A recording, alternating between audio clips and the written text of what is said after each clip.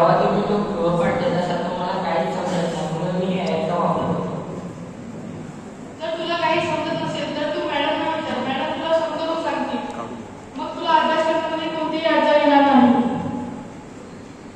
म्हणजे मॅडम, शिक्षणात एआयचा वापर करणे चुकीचे आहे का?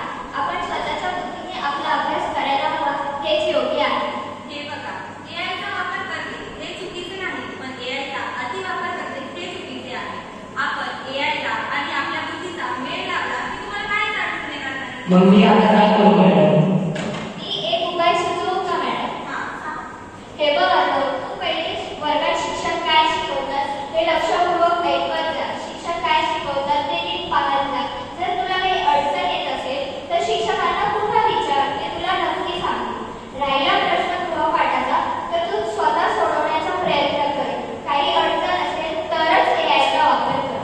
आणि अर्णव, हे लक्षात ठेव, एआय तुला अभ्यासात मदत करेल, पण एआय आयुष्यामध्ये प्रगतीवर पुढे जाण्यासाठी फक्त एक शिक्षकच पाठी असतो.